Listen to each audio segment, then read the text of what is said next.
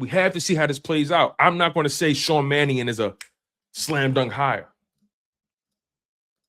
I'm not going to sit here and say Josh Grizzard, slam dunk hire. I can't say that. All I can do is operate off of their resumes and put the pieces together from there. Okay, Sean Mannion, he's been coached under Matt LaFleur and all these guys. Okay, all right, cool. Okay, Josh Grizzard, former OC. All right, I get it. Okay, so these guys have some pretty stellar connections, and I can't wait to bring on my guest with you guys because I really value this guy's opinion, and this guy has been pretty well connected. He's been in the locker rooms. He speaks to the players. He's been a guy that I've had on the show before. And we're not going to waste too much time here. You guys know who this brother is. The esteemed OJ Spivey. Mr. Spivey, welcome back to the show, sir. How you doing, Tone? Glad to be back on with you. For sure. You know, I think the last time we spoke, we were discussing some of the turbulence as it pertains to the Eagles' offensive direction, the so-called rift between Jalen Hurts and A.J. Brown. A lot has transpired since then, a lot. And, you know, we're going to get into the Sean Mannion hire as OC. We're going to talk the Josh Grizzard hire. We're going to get into that, right? But I want to get your perspective. I want to get a perspective from somebody who was in those locker rooms, speaking to those players, who actually was able to feel the energy shifts throughout the season. Give me your take on what you saw transpire from the last time we spoke up until this point. Well, Tone, just pretty much throughout the season, what I got from talking to players in the locker room was, and this is just an overall vibe, and you know, none of these guys said this verbatim, but basically what I noticed throughout the season was everything offensively was a chore. You know, everything was stressed. From the running game, which first and foremost was I think problem number one. Everybody talks about passing, but I think the running game from the beginning was stressed, and then that turned into the passing game. That was stressed. You know, number one, if you can't run the ball, it's going to make it a lot harder for you to pass the ball with any consistency. And then on top of that, you add the play calling or lack of design or lack of innovation with the play calling. I mean, these are tiered things, and everybody wants to blame one person or another, or, you know, as we do in Philadelphia, you know, we have to find a villain, or we have to find someone who we can charge, try, convict, and ultimately execute. And that was Kevin Patullo, the offense coordinator. Rightfully so on many parts, because the more you looked at film, the more you looked at the games, he seemed to be in over his head. And, you know, when you have that, you're also going to have a ripple effect where there's a lack of trust.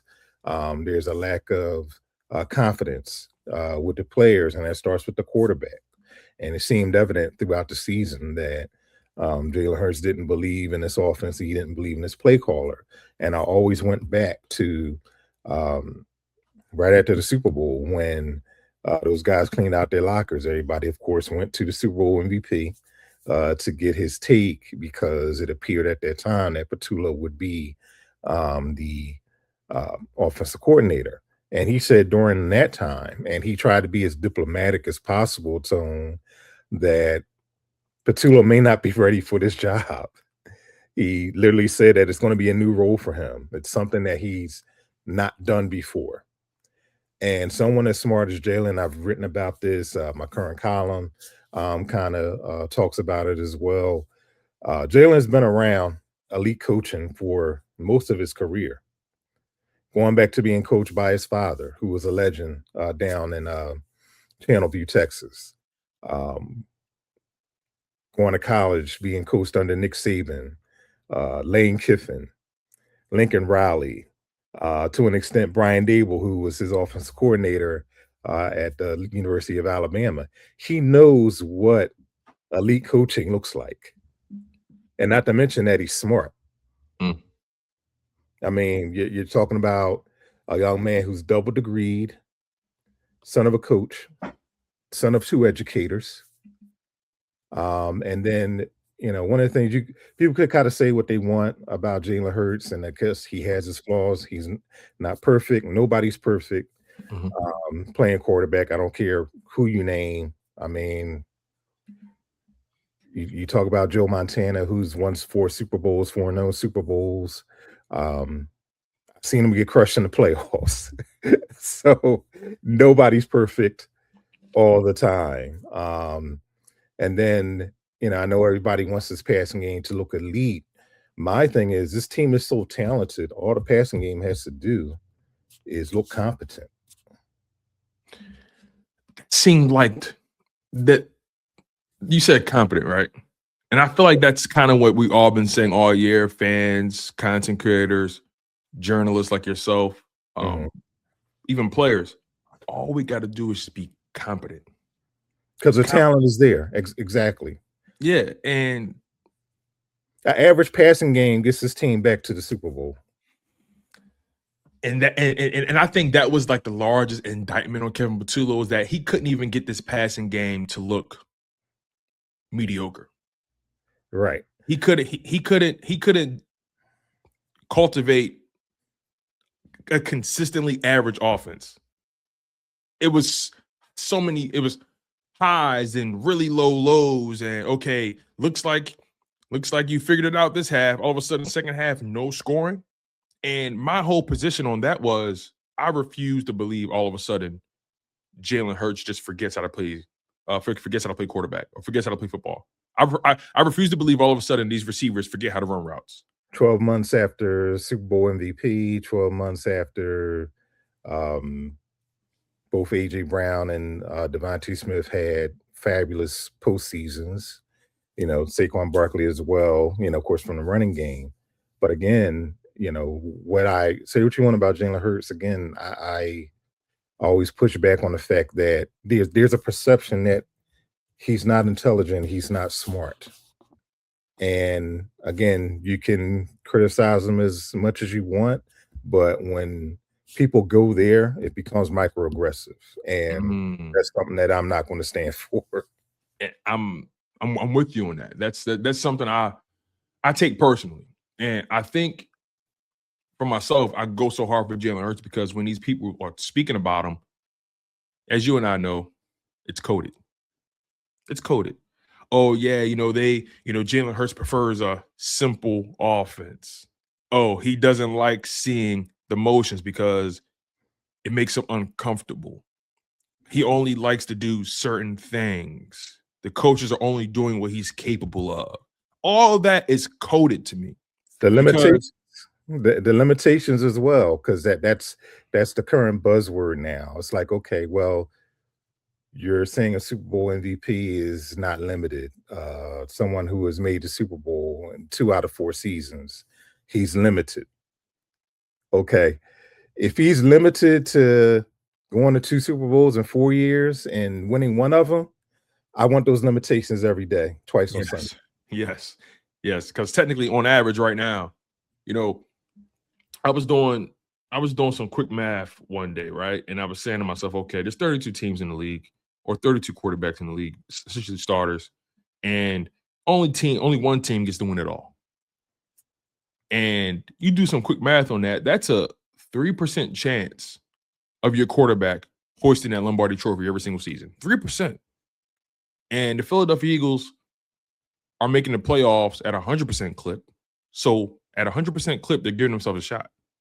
Then when you extrapolate more numbers from that, you say to yourself, okay, they made it to 2 Super Bowls in that 5-year span. So now they're making it to the Super Bowl at a 40% clip. You take it a step further, they actually won it. one time out of the past 5 years. So they're winning Super Bowls under Jalen Hurts at a 20% clip. I like those odds when you think about every team has a 3% chance of actually winning one out of 32 teams. I like his odds. And he's done more in this league than most guys. Or what we saw Josh Allen crying at a podium because he let his team down. A guy that I've never seen a PR campaign like his in my life. And you're the journalist, you're the media guy, right? You understand the lay of that land way more than I do. I know I studied it in college, but you live it on a day-to-day basis. When you think about how Jalen Hurts has been covered in the media and how everything that you see down to these tweets are intentional. Every word, every character is intentional. And you see how the Josh Allen PR campaign, based off of his track record and what he did in this season and the playoffs and so on and so forth. When you compare, because I'm not comparing talent. When I talk about those guys, I'm not talking talent. I'm talking about just how they're covered. What's your take? What's your observation on the parallels between Josh Allen and Jalen Hurts and how they're covered as it correlates to their accomplishments and what they've been able to do in the biggest moments? Well, first thing you have to understand, Tone, is black quarterbacks have always and always will be evaluated differently. And it's not just Hurts. It's Lamar Jackson to a degree. C.J. Stroud, even though he played terrible in that divisional playoff, I mean, people are talking about him being replaced, and he's up for a extension. But C.J. Stroud has more playoff wins than Justin Herbert. Talk about it. Justin Herbert, by the way, be careful. He's their guy. Yeah, he's their guy. Josh Allen is their guy. And don't get me wrong, I'm a fan of Josh Allen. I mean, he's a dynamic player. When he was here, 3 years ago, I think that was the first or second game the Eagles played Kelly Green. I mean, it was really a duel between him and Jalen Hurts. Of course, they don't play each other. They don't cover each other. But they went toe-to-toe. And I had an appreciation of Josh Allen. But as great as he is, he's reckless with the football. He's always been reckless with the football. And he has not done anything to rectify that. Case in point, go back to 2023 to where, and I think early 24, where Jalen Hurts was turning the ball over at a high clip. And week after week, I said, he cannot turn the ball over. He's careless. He's careless. He completely changed that. Completely changed it. People were literally begging for this man not to turn the ball over because everybody knew if they didn't turn the ball over, they would win more times than not. He did that. People literally begged for it, prayed for it. But when he goes on to win 10 in a row, people were complaining. It's like, oh, well, don't be that careful with it. If people are making a claim, I get it in a sense. But then that also becomes more of an entertainment factor as well.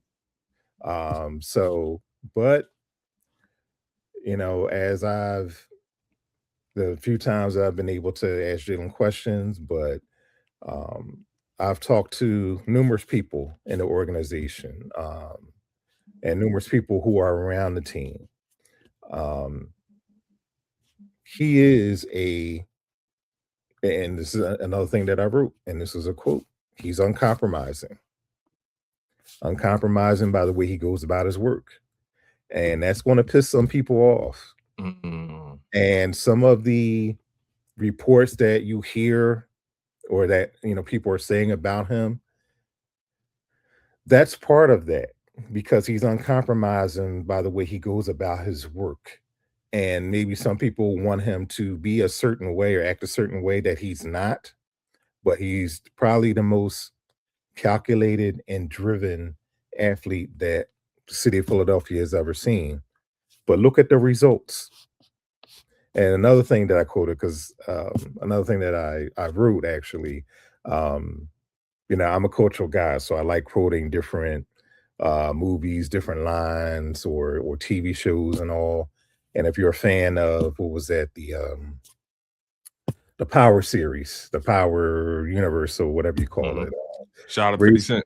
Right. So Raising Kanan, the character that plays the character of Raquel, Kanan's mother.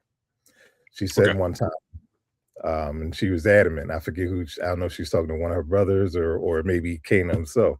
Oh, it was Kanan. She said, "You may hate my methods, but you love the results." And that's how I diagnose. That's how I, encapsulate Jalen Hurts, for lack of a better term. Everybody's not going to like how he goes about winning, but it seems like the results. It seems like OJ, you're right. The results are clearly there, and we all know the NFL is a results-based business. People pick and choose when it is and when it isn't, though, depending on who they're talking about. That's why you have a third of the coaches in the league being replaced. You nailed it. And I think we saw 10 jobs. And here's another point, and I know we'll probably get to this, but another point, you have more than half of the offensive coordinators being replaced. What does that tell you? I didn't even think about that. See, people pay attention to the head coaching cycle, but a lot of OCs, first-year OCs, have been fired this year. A lot of them, or guys who maybe had the job. Like my last count is around 18, or something like that. Sheesh. It's so easy to get locked into the Eagles bubble when you're a fan of it, and when you hear the national media or whoever say what they say about the Eagles or WIP or whatever it may be, that tugs at your emotional strings so much. But when you zoom out and actually think about the landscape, there has actually offensive production was down this year for the NFL as a whole. I noticed that early in the season. Yeah. People complained about those, what was that, the 16-10 games? The AFC Championship game, I get it. It was Jarrett Stidham against Drake May. But even if Bo Nix was in there, I do think Bo Nix probably maybe would have won that game for Denver. But that's a 10-7 final. That was a 10-7 final. People complained about the Eagles games against Detroit and Green Bay. That was a microcosm of the season, and people are just so enamored with offensive production. And there's a difference between production and scoring. And I think people maybe are more enamored with scoring. Look at the Super Bowl. Who are the two head coaches? Former defensive coordinators. Former defensive coordinators. That's actually interesting. Both coaches in the Super Bowl are former DCs, and they beat McVay, and they beat Sean Payton, offensive gurus. Correct. When you zoom out, this year was about defense, and that's why back to the Eagles' offensive problems. And the way that Eagles defense is playing in the second half of that season, all they needed to do was be average. Because that defense was playing that well. And that defense gave them plenty of shots this year to win plenty of football games and won plenty of football games from them. Even the Chicago game that they lost and the defense allowed like 250 rushing yards, the defense still gave them opportunities to win that football game. So because Chicago wasn't necessarily scoring at a great clip. Look at the NFC Championship game. I mean, that was high scoring. But look at Matthew Stafford. Has just as many rings as Jalen Hurts. Jalen Hurts been to more Super Bowls than Matthew Stafford. He threw for almost 400 yards, and he's 37 years old. But he hasn't been back, and that's an elite offense. So when we talk about limitations, when we get caught up in how it looks and what we see, and I'm not saying and I don't want your listeners and your viewers to get things wrong. Yes, the offense must improve because again, the film didn't lie, and yeah, Jalen has some part of this. But when you look at the grand scheme of things, what are we really mad at? What are we really looking at? And I want to put this on Sirianni as well because it's ultimately his offense. Mm. And people are only executing what offense that he had in place. So if you want to, perhaps, uh, and I think perhaps maybe, well, I don't think that was the reason, but I think some of the reasons why uh, people in the media were so quick to come to Kevin Patullo's defense was, I think it was misguided towards the quarterback, but not Sirianni, because again, it's his offense. And all people have to do, people have short memories. A lot of fans, a lot of media, talk show. Well, I really like give talk show hosts probably, I don't have a lot of respect for them because, me and my other colleagues, other black writers, whatever, we have an acronym for WIP, Whites in Power. So, I didn't coin that term, but that's what one of my other friends calls it, whites in power. And most of those people, and I can assure you, Tone, they have no idea what they're talking about. No idea what they're talking about. They really, Absolutely. And to take it a step further, it's I all promise you conjecture. this. These guys, and look, man, get it how you live, right? But these guys, if you notice the infrastructure over there, their A mics lack Right. talent, lack originality, they lack creativity, really. But the reason they're validated is because they pair them with a former player as their B mic. And that's And what the players is mostly there for comic relief. comic relief And their opinions aren't really taken seriously. at all. I mean, look at, and I don't want to go off topic, Tone, but you can always tell because it's part of entertainment, it's just part of narratives. Um, Whoever you respect, like national writers or former players who have a national stage, and they go in there and tell them all the time respectfully they don't know what they're talking about, but that never fits their narrative, so they say, oh well, I disagree with them. And you don't tell me someone who disagrees, who is wearing 2 3 Super Bowl rings, they know coaching, they know players, they play with Hall of Fame, all those things, and you want to tell me that you are sitting there under a microphone and you disagree with them because it doesn't fit your narrative. Mm. It's just funny to me. But anyway, yeah, I always try to urge anyone who follows me or urge anyone who um, reads my articles and my columns to be an informed fan. Because there's so much just thrown out there now. This age of social media, it's just so much thrown out there, and it's just 99% opinion, 99% conjecture. And this is the ultimate thing. And again, I don't want to always keep it centered on Jalen Hurts, but I just really want people, and when people want to argue with me, and these are folks, white and black, I want people to really, like, when you pose your debate or your argument, whatever, just be honest with me. And I really want people to just be honest. And when you say, you mentioned, Tone, how people feel about Jalen Hurts, where he's not given the respect that he has earned, not deserved, but he has earned. Mm. Not given the benefit of the doubt for being one of the, and I hate using the term elite, but he's been one of the good or maybe great quarterbacks of this past decade, and he's only played half a decade.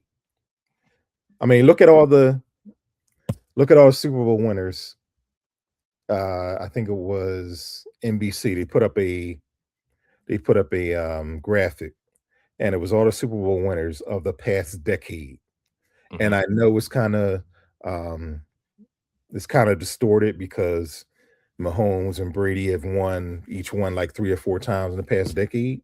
There are only 6 quarterbacks who have won the Super Bowl in the past decade. 6 quarterbacks, and Jalen Hurts is one of them, and he damn near won a second. But it doesn't matter, OJ. It doesn't matter, OJ, because at the end of the day, like you said, Jalen Hurts.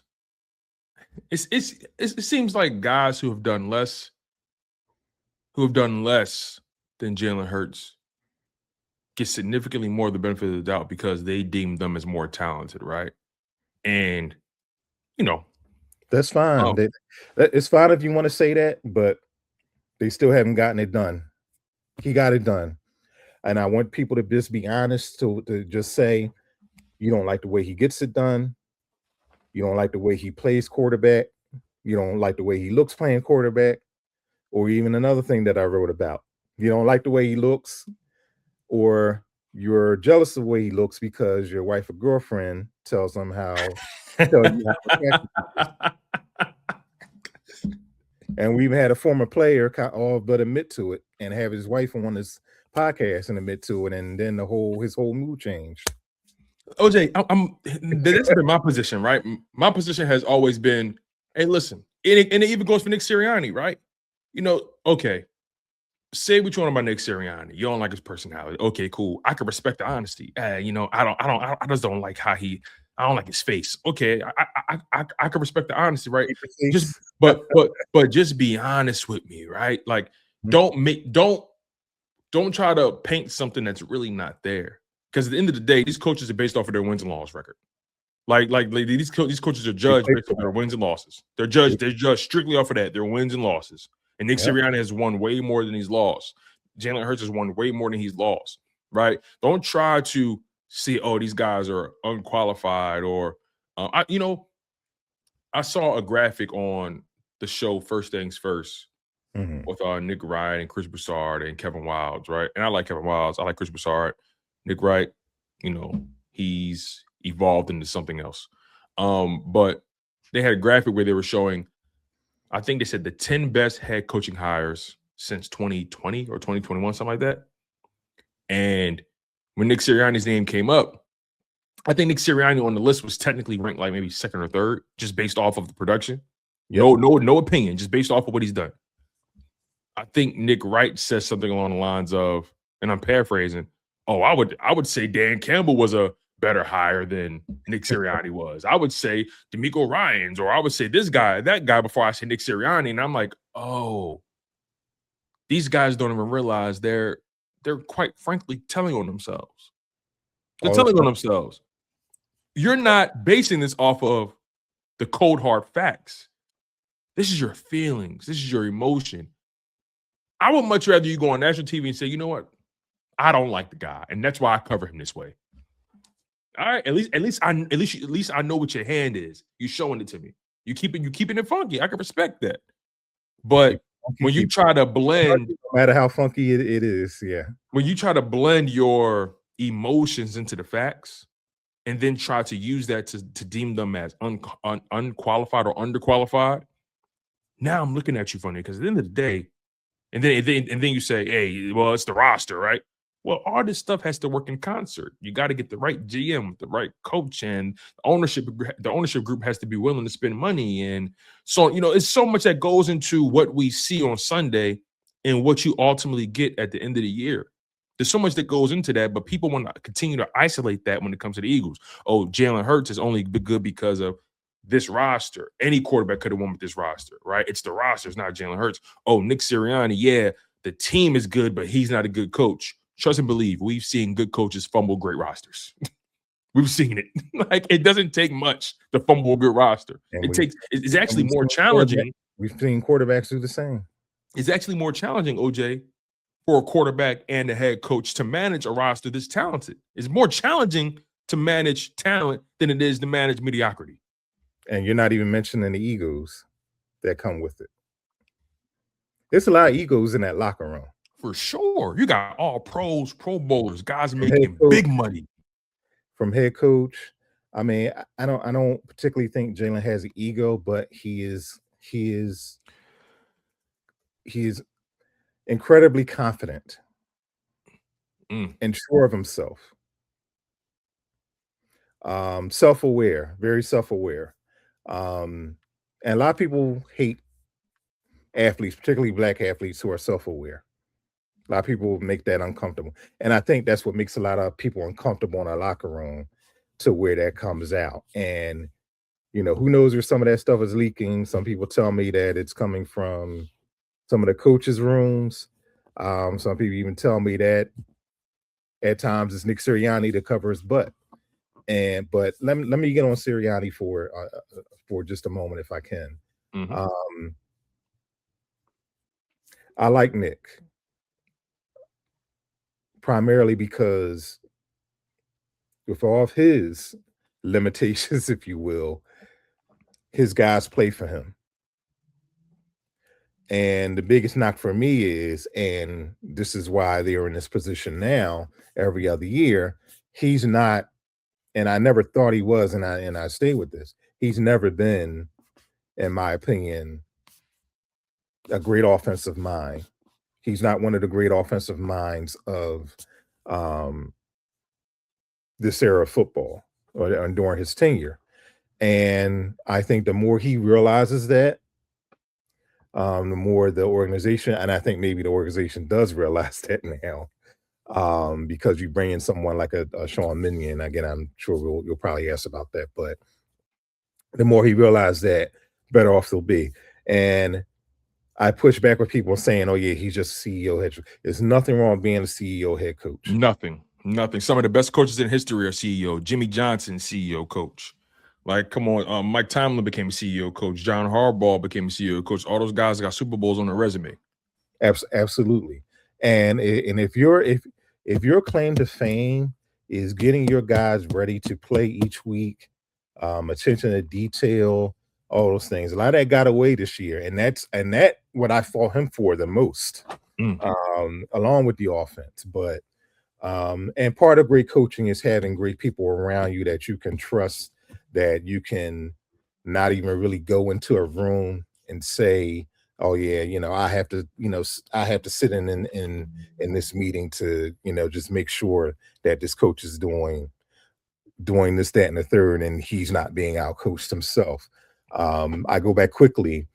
I watched something to where Tony Dungy was talking about his tenure in Tampa Bay, and of course Mike Tomlin was one of his assistants. I think he was a defensive backs coach or assistant DB coach or what have you. And when he first hired Mike Tomlin, he hired him. He wasn't exactly sure. He went in one day to sit in the room, and he wasn't even in there 5 minutes, because he noticed from the start how much command and control Mike Tomlin had with those position players. He said, "I don't have to worry about this guy for as long as he's been here, and I knew I made the right hire."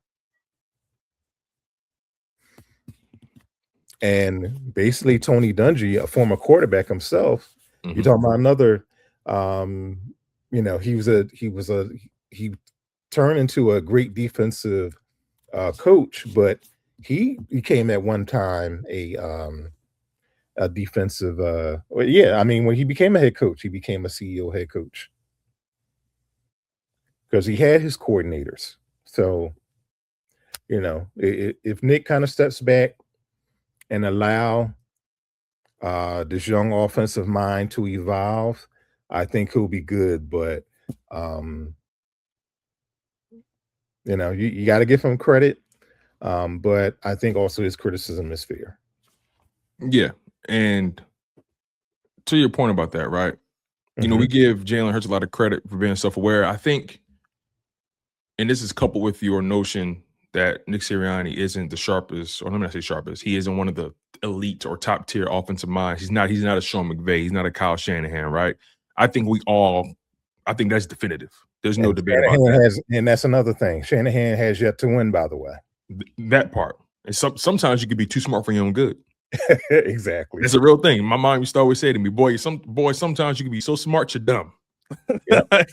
So getting back to Nick Sirianni, he's I've always given Nick Sirianni credit for this. I've always considered Nick Sirianni to be a little bit more self-aware than people give him credit for. I know people see some of the sideline stuff. He's, his passion. That's just his personality, right? But when it comes to please finish though. when it comes to his role as a coach, it took him 4, 5, maybe 6 weeks when he first got the job and said, you know what, calling plays. Nah, hey Sean, I need you to do this. Or Shane Steichen, I need you to do this. It took him about maybe 5, 6, 7 weeks to say, nah, I'm not getting the best out of my guys. I'm not getting the best out of this opportunity calling the plays. I'm going to step back. Shane, call these plays. And then it's been that from that point forward. And his willingness to always play ball with Howie Roseman at GM and Jeffrey Lurie is a testament to why he's not only lasted as long in Philadelphia, but I think why he's done as well as he's done is because he knows he got to a point where he knew where his value was. And understanding your value, understanding what you bring to the table is the best way to get the most out of yourself and also get the best out of the people around you. I don't know, how much value do you put into his self-awareness from a coaching standpoint? Again, I know sometimes sideline stuff, people say he's not self-aware at all. but how much stock do you put into his decision to become the CEO coach, the decision in and of itself to say, you know what, this is not my wheelhouse?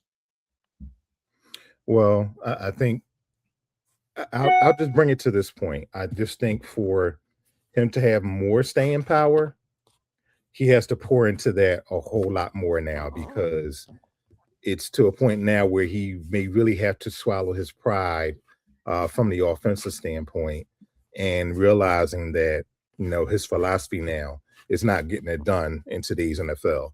And I used to think the NFL changes every 5 years or so. You could probably make the case that it changes every 3 years or so. But I just think the more he pours into being that CEO head coach, and he owns that. And I remember, one of my writing colleagues, Tim McManus, he said, what was that, a couple years ago, what do you do around here? I think he fumbled. You talk about self-aware. I think he fumbled that answer all the way. And probably what he should have said at that point. And it's so ironic that he went on to win the Super Bowl. Same year, right? That what he should have said was, I am the head coach of this team, and I am a great leader of men, and I have my guys ready to play. He should have said something along those lines. So you think he hasn't, or at least historically, he struggled with the idea, because at the end of it, like you said, everybody has egos and belief in themselves. Not just those from the owner all the way down to the janitors or the equipment guys, right? Those guys have their own beliefs, they have their own belief in themselves as to why they're in the role they're in.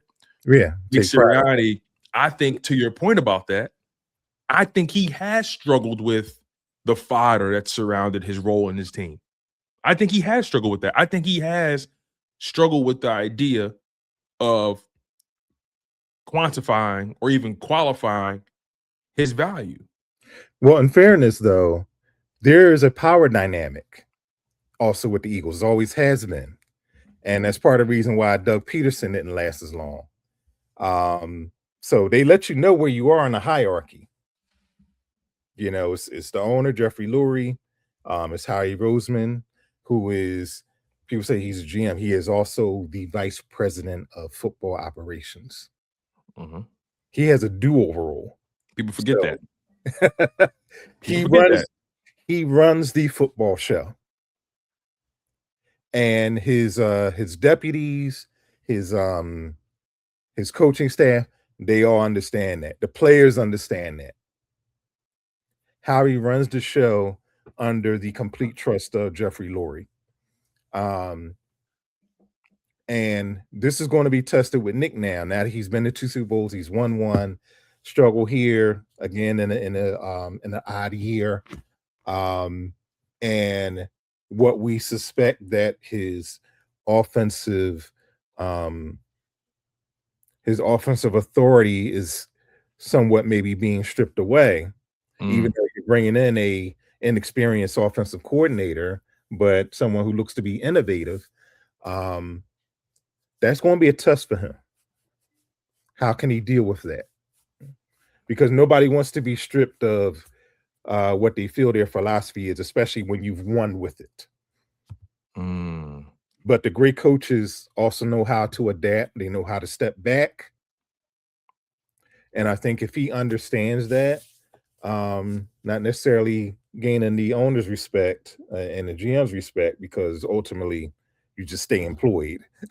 But I think that'll go a long way with the players, because the players had spoken out in different times of the season that we got to do some crap different. All but saying they were all trying to say in the most diplomatic way, they're on to us. We got to do something different. You mentioned the test, right? Yeah. I think he's passed 2 of them so far, because the tests don't stop coming. But I think so far he's passed about 2 tests that's pretty clear to me. Test number 1, things went south in 2023. They bring in Kellen Moore. He completely becomes hands off from the offense. It's Kellen Moore's offense, or it's Nick Sirianni's playbook, but Kellen Moore is running the offense now, right? That was test number 1. You passed it. You win the Super Bowl with it, right? Test number 2. You promote your guy, Kevin Patullo, your man. Kevin Patullo, that's his friend. That's his boy, yeah. That's his friend. You promote him, things go south. He gets fired. And remember, the rumor after he got fired was, hey, they're probably going to find a role for him in the building. Maybe he goes back to passing game coordinator, whatever it is, right? Not only did he get fired and replace him, they brought in a new pass game coordinator, which further cements the fact that Kevin Patullo was out of this building. Right. So Nick Sirianni survived that. Remember, Doug Peterson, when things went south that 4-11-1 season, Doug wanted to upgrade Press Taylor to OC. He wanted more control over the situation. And Howie said, listen, that's not how this is going to happen. This is how it's going to happen. And Lori stepped in and said, you know what? Okay, if we can't come to this agreement, you know what? Doug, walk. And that's what happened. And Doug ultimately got sick of being told what to do. Exactly. Ultimately got sick of being told. And that was year 5, right? Yep. And Nick has just passed the year 5 mark, and arguably has had more success than Doug, because he's been to 2, 1-1. Doug only been to 1, so on and so forth. Overall better record. Correct. Overall better record. So he's overall been a more successful coach with the Eagles than Doug Peterson. That's not opinion. That's just fact. He's been, we got to tell the whole story. He's been one of the most successful coaches. In short, he's been one of the most successful coaches in NFL history. If we're looking at winning percentage and on, certainly again the past 10 years. I mean, before the regular season ended, the Eagles had the best winning percentage since 2022. Yeah, exactly. So, I think he's passed some of those gut check moments, those ego death moments so far, right? One, like I said earlier, giving up play calling duties his first year. Like he's suffered a handful of ego deaths as his Eagles head coach. Has he struggled with it? I'm sure, right? You mentioned how he fumbled that answer when Tim McManus asked him, "What do you do here?" That's quite frankly, and shout out to Tim McManus because he's good at what he does. You can't help but feel disrespected being asked that question. Yeah. You can't help but feel that. But how you respond to that is everything. And frankly, he fumbled that answer instead of just leaning into what it really is. Listen, sometimes when people ask you certain questions, don't focus on trying to convince them of what you do. Don't try to focus on trying to convince them of what you think they should know about you. Focus on what actually is known about you. Focus on focus on your true skill set. Focus on And your what you success. really are and your success. Mhm. Don't try to convince somebody to overlook your failures. Double down on your success. And that is you have led these men year after year after year. My resume is this. I've done this with these guys. So people who want to debate about what do I do here, I win here. Simple as that. He could have just said that. Simple as that. And people could have took it how they wanted to, but guess what? You would respect it because you can't argue with it. Yep. You can't argue with it. So to move the conversation forward, OJ, because you give me so much of your time, man. Sure. We get to this new offseason with the Philadelphia Eagles, the 2026 offseason. We've pretty much broken down what we've seen from them offensively, right? Many argued, was it the offensive line? Was it the coordinator? And I think it was a combination of all those things. Some people say if the offensive line was better in the run game, or if the run game was better, could they have hid more of their issues? Maybe, right? But the reality is now we're here, and Kevin Patullo's out of the building, and they actually got rid of the other pass game coordinator. I forget my guy's name, but they still got Scott Loeffler as quarterback coach. Parks Frazier. Yeah. Parks Frazier. Yes, Parks Frazier is no longer the pass game coordinator. They've completely washed their hands of OC and passing coordinator. They got Sean Mannion as the new OC, Josh Grizzard as the new passing coordinator. Sean Mannion was the former quarterback coach in Green Bay. He was promoted to that from offensive assistant. He's kind of had a fast track coaching resume. He's played 11 years in the NFL as a quarterback. Josh Grizzard, he was the former OC for the Tampa Bay Buccaneers. He was one of those guys who got fired but landed on his feet with the Philadelphia Eagles as the passing game coordinator. He's done that role before. So now we're talking about a offensive staff with Nick Sirianni, who's 49, 48. No, 44, excuse me. He's 44. Nick Sirianni, who's 44 years old.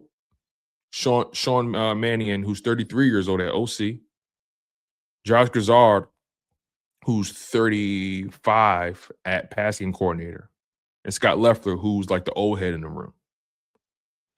What's your thoughts on this newly formed conglomerate as it pertains to Jalen Hurts and what we would like to see from him? Just give me your breakdown on how the Eagles got to this point, your opinion on their hiring or their hiring practices, and just give me your spin on how this transpired and how we got here.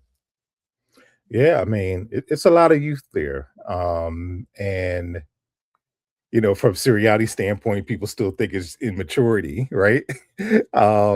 And I wrote, in the 2024 season that one of the big reasons why people don't like Sirianni and his antics, because he really behaves like your average Eagles fan.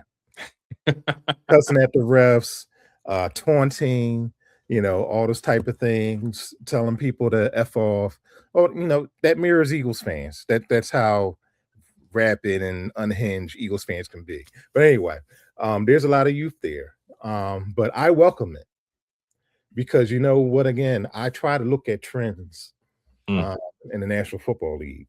And what year, and I'm saying, well, simply because McVay has won a Super Bowl, right? So he has built some type of pedigree, but I know he has his detractors because he's still a young guy.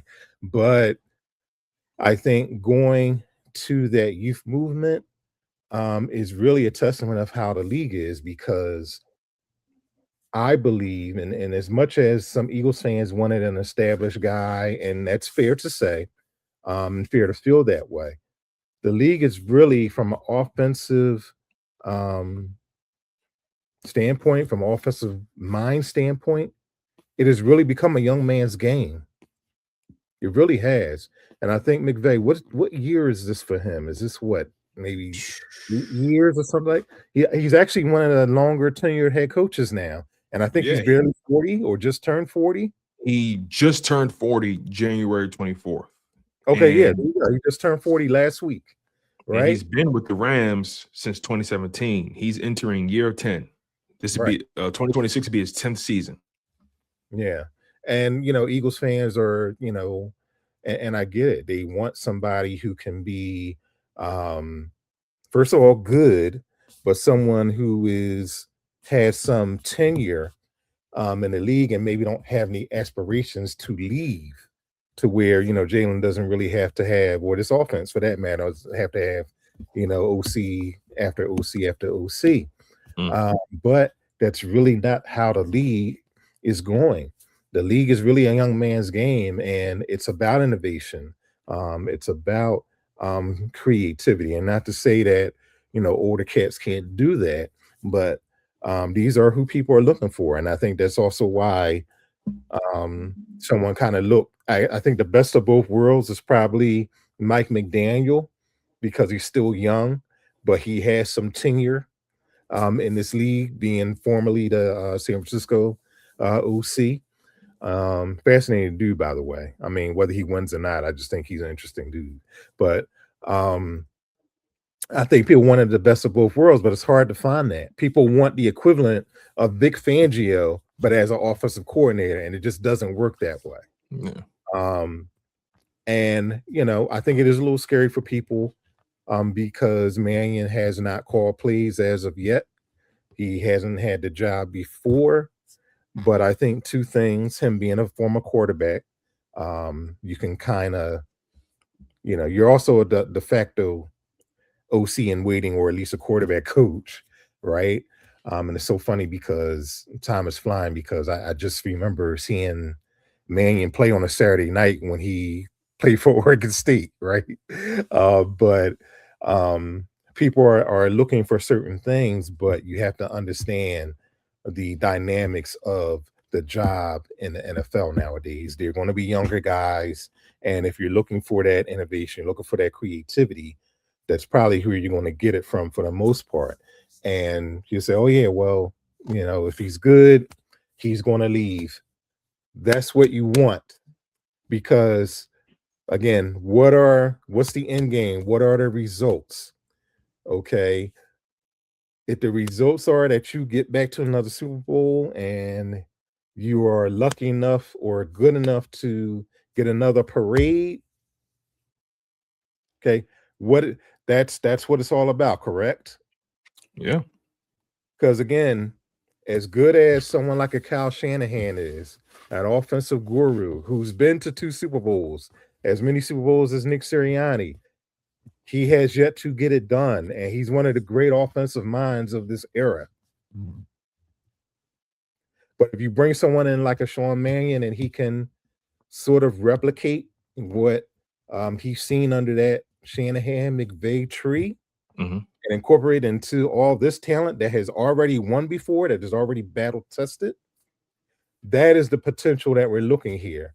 And also another dynamic is what I said back with Jalen Hurts. He just needs somebody that can that he can respect. And ultimately, what I said earlier about him knowing what good coaching looks like, premium coaching looks like, he just wants somebody who knows what the hell he's doing. Very simple. Very simple. Because he can spot that a mile away. And we've seen hints of it. We've seen him talk about in press conferences, and people need to stop. People need to start. And I get it. It's frustrating. It's even frustrating for me that he talks in a lot of cliches, but you have to listen intently to what he says in between the cliches. Because he's telling you, if you listen, a lot of nuggets. He gives you a lot of nuggets as to what he's about, what he requires, what he understands, what he thinks is positive, what he thinks is negative. People ought to know by now. And it's kind of crazy that, and I try not to laugh at press conferences, because at the time, and again, this is all due respect, half the time the reporters still don't know what to ask him. I think he really makes certain people uncomfortable. Yeah. Well, again, that's the whole dynamic, which shapes opinions, which shapes narratives, and it can be just as simple as that, Tone.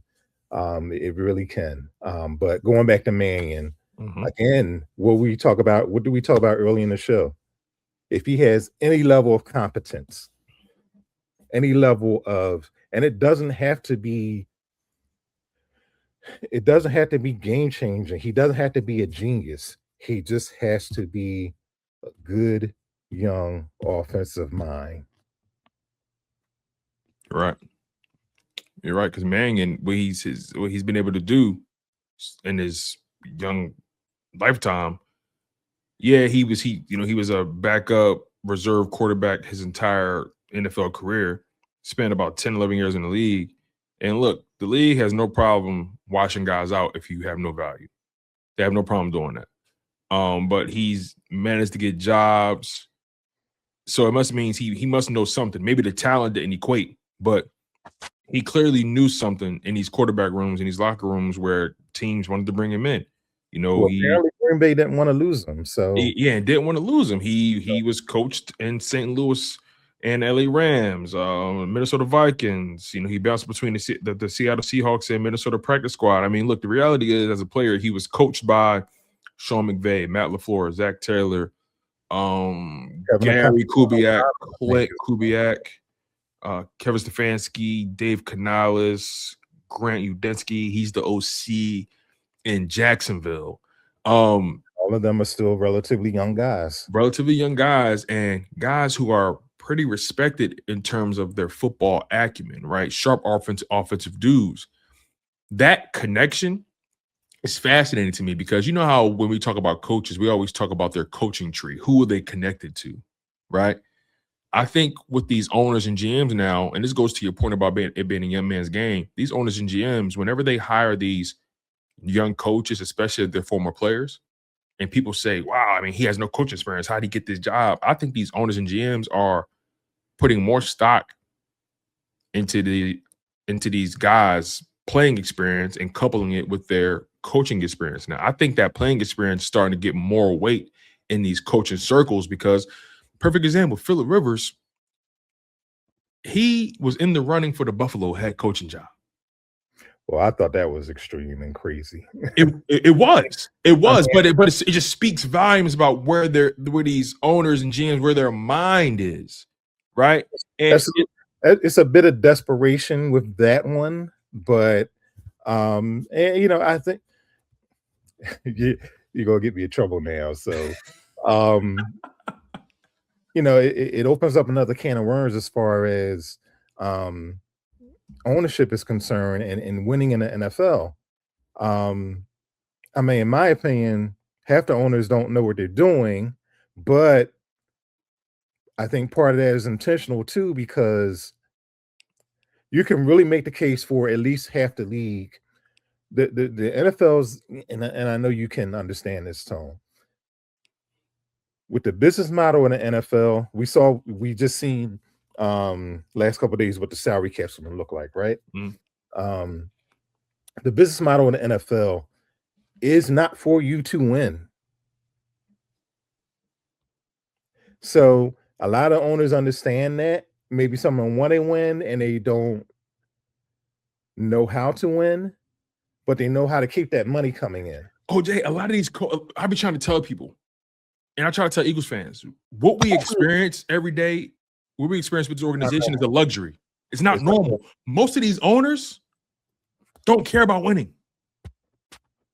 They don't. They don't care. Most of these owners do not care about what they want you to think that.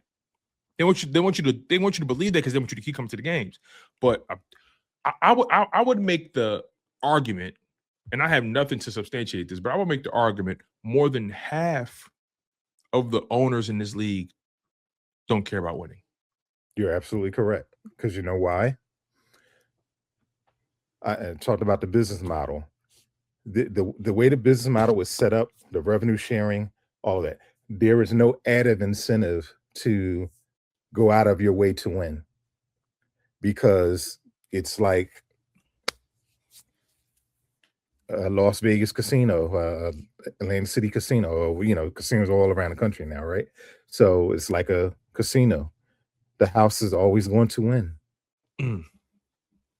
They've set up the business model so perfectly that the house will always win. So Why would I go above and beyond to win where the revenue keeps going up, TV revenue, salary cap, advertising. You'll see all these numbers come up in the Super Bowl. I mean, literally the TV revenue every year, because the Packers have to, because they're still technically a public company, they have to reveal how much TV revenue they get every year. We'll find out probably sometime next month. The TV revenue is at a point to where you can cover the whole salary cap. You could cover your team salary, your players' salaries from the TV revenue alone, and still have money left over. Right? And again, if people are going to come to the games, pay for tickets, pay for personal seat licenses, all those things, why, and you share all this ticket revenue, why do you have to go above and beyond? And this is also why you see with these new stadiums how they can hold municipalities and states hostage to build them a new stadium. Even though they have the capital, they have the credit to build one themselves. It's so they say, well, why should I do that when I can hold the city and the state hostage to do it for me? Exactly. The whole capitalism aspect. And again, my job is to, part of our job is, even though I'm not, I don't think sports is, and I get in trouble for this, because covering sports to me is not the same as holding politicians accountable, or covering the Iran-Contra hearings. It's entertainment at the end of the day. It's not, we're not saving lives talking about what we're talking about right now. I'm not going to bang my head against the wall and asking Devontae Smith why did he drop the ball in that Washington game 2 years ago. You know what I mean? Because again, it's not it is investigative reporting in a sense, but I'm not covering a dirty politician who's misappropriating funds or taking bribes from taxpayers. I mean, owners are taking money from taxpayers to build stadiums and everything, but it's a different dynamic. The stakes are different, right? But if I'm covering Brett Favre stealing $2 million of welfare money, that is different, because you are literally stealing from the people, right? So getting back to my original point, Tone, and this is not that we shouldn't hold the Eagles accountable, because we're all fans at the end of the day, most of us anyway, who at least are from Philadelphia or whatever city. But you look back at it, you look at the whole business model, you ought to be lucky that you have an owner that's even remotely interested in winning. He wants to win. Yes. It took him a long time to figure out how to win. But for the most part, he's been successful. And this past decade, this past 8 years, come on, man. I mean, I go back to when I was a kid and I saw Ron Jaworski throw 3 interceptions to the same guy in Super Bowl 15. I go back to Eagles games being blacked out, and I'm forced to watch Washington. I'm forced to watch the Jets on the other channel. I've been there. And I know younger fans hate to hear this, but y'all freaking spoiled, man. You really are. You don't know what suffering looks like. Look, and to your point, I was born in '94. My era starts with Donovan McNabb being drafted, personally. So that's where my Eagles fandom begins. Right. I have to be intentional about doing the research about the guys of yesteryear. I have to be intentional about that. And in doing so, it's put me in a position where I actually understand where the Eagles are, where they've been. And I'm pretty grateful that I'm living in this era and got to experience this era, as a young man. And, because it's just one of those things where, and we can begin to close the show with this. The reality is, people want to criticize the Eagles' infrastructure so much and how they go about their business and who they hire and yada, yada, yada. They want people who are controllable. Jeffrey Lurie and Howie Roseman, they're just puppeteers running this whole thing. And they want to criticize all that, yada, yada, yada. And you know what I say? So look at the results. Look at the results. There are so many teams, so many organizations in this league that A, don't really care about winning, and B, they're constantly looking for a head coach to establish culture or establish some sort of infrastructure, right? They want to bring these coaches in to completely change their organization from top to bottom. And reality is they can't. Because at the end of the day, the coach is not the owner, the coach is not the GM. The coaches are just going to come here and just change how you do things. The Eagles have been building this infrastructure brick by brick by brick for over 2 decades. And we are finally starting to see the hard work by Jeffrey Lurie starting to take fruition. And you have to be grateful for that and understand that with your experience and as an Eagles fan, all things considered, whether you like it, win, lose, or draw, you are in, quite frankly, the best era of Eagles football that has ever existed. And you have the right to criticize what you see. Don't get me wrong. I'm not saying be quiet. I'm not saying shut up and buy tickets, because Eagles fans, y'all spend a lot of money on concessions. Y'all spend a lot of money on tickets. Y'all spend a lot of money on parking. Y'all spend a lot of money on babysitters and those flights and the tailgates. Y'all are invested in these teams, in your respective teams, as much as anybody else is. It's all relative. But all I'm trying to get across is, when you criticize the Eagles' infrastructure and how they do business, that's where you lose me. Because they're one of the only teams in the league that actually have a true hierarchy, a true infrastructure, and that's actually led to tangible results. So whatever they've done, whatever you dislike, 2 Super Bowl rings in the past 8 years, I wouldn't change a thing. Keep doing what you're doing.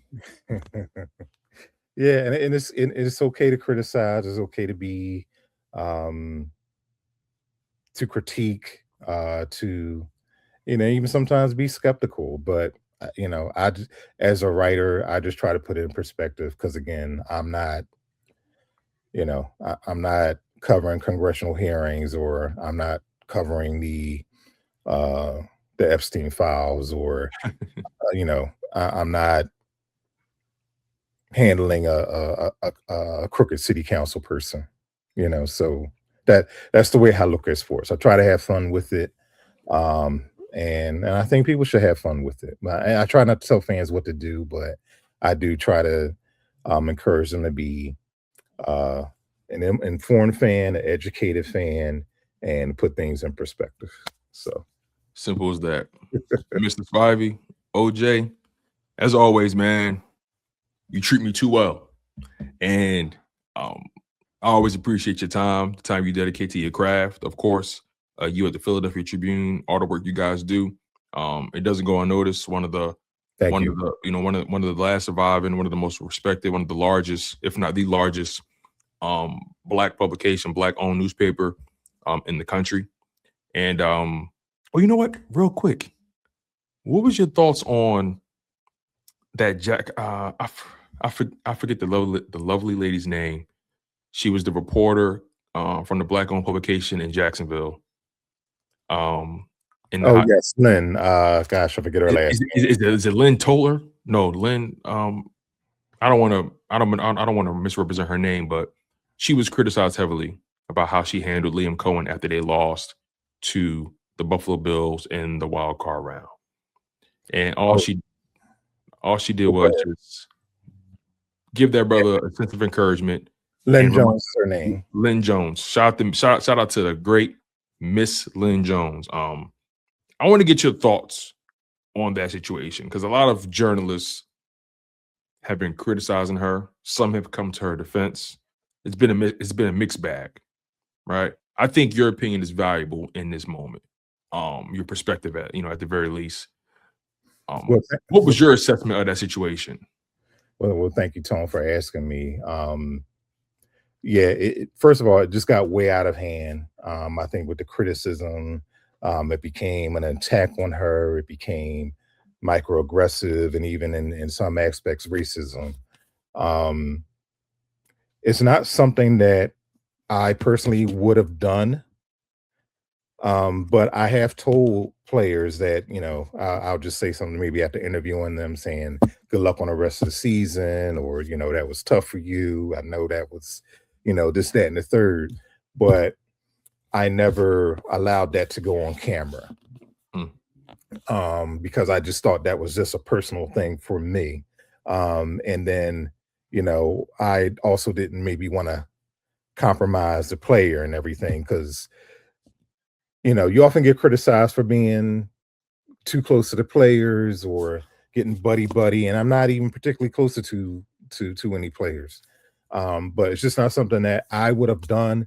But she did not deserve the level of criticism that she got, and even from some of my black colleagues, where I was disappointed in. Again, it just got way over the top, and it's funny that you mentioned her. Well, it's great that you mentioned her because Lynn Jones, she will be a member of NABJ Philly. We have a new Philly chapter, and we'll be speaking with Miss Jones next week Wow. at our monthly meeting.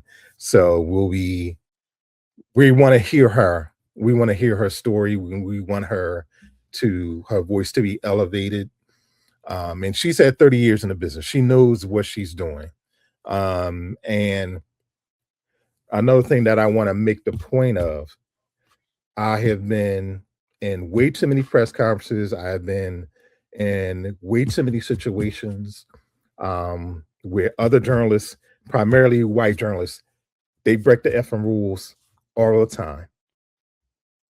So we as a profession can't sit on our high horse and say, oh yeah, this should be this and this should be that. And the way journalism is being attacked by who's in the White House right now, Mm. We should all be on the same page because, again, no matter what you say in a press conference, sometimes just when it gets to like a political standpoint, and you'll see some of these owners are very connected to the current administration, and many of them are supporters. So when you get to that point where you're covering those type of things, they want all these ethics to go out the window. They want to get rid of journalism, period. So we both need each other, and we all need each other, and we need to support each other. But it's really not like that, because just if you want to dig in and peel the onion, and if you ever want to do this on another show, Tone, I'll be glad to do it, because I have plenty of stories in journalism to where I see people break the rules literally every week or every time I'm in a press conference. And I'm like, I know if I would have done that, I would have been looked at crazy. I probably would have been thrown out. My credential will be taken. I just know that it's different strokes for different folks. But the stuff that I've seen people get away with, it's really crazy. And not even to mention the people that they let in the rooms that don't belong in there. Like, again, I could do a whole time show on this. But going back to Miss Jones, I appreciate her. I respect her, even if that's something that I wouldn't have personally done. But I'm all here to support her. And I think that's a very fair assessment of that. Hey, would I have done it? Maybe not. But she didn't deserve that, though. Because at the end of the day, you said 30 plus years she's been in the business doing her thing. She's been, in Jacksonville, that is, she's been covering that organization. And we're talking about the Jacksonville Jaguars. Yeah. Since its inception. Do you know how difficult it is to even go to work every day and cover the Jacksonville Jaguars for 30 plus years? She's been in that building talking to those players for that long, and she's seen significantly more losing than anything else. Yep. And here's another thing. Yeah, go ahead, please. And I'm glad our current president, NABJ president, national president, Aaron Haynes, she said this in the statement supporting Lynn Jones. And this is something that we cannot lose sight of, whether you're a Black fan or Black media. Okay. Journalism has different rules when it comes to Black people. Mm. I mean, even like when I'm in a press conference, I'm trying to get a question in, and then you have the team or whoever's PR, and they're giving special treatment to the white writers, and I can't get a question in, or one of my colleagues can't get a question in, you know. And again, what are the rules of journalism? Because they've been so finagled now. And again, for it to be one of the few black writers that's in a press box every week, count on one hand at Eagles games. I go to Phillies games. I'm often the only one, and I'm not even there much. Same with Sixers game. Sixers, the Philadelphia 76ers, they have one black beat writer. That's Keith Pompey. Shout out to my man Keith. Love Keith. Love what he does. Oh yeah, that's my homie. He looked out for me when I started covering Sixers games. So he's the only black beat writer. He's on the only black writer on Sixers beat. There's something freaking wrong with that. And I'll just leave it there. OJ, again, thank you so much for your time. You've been phenomenal as always, man. So super insightful, super poignant.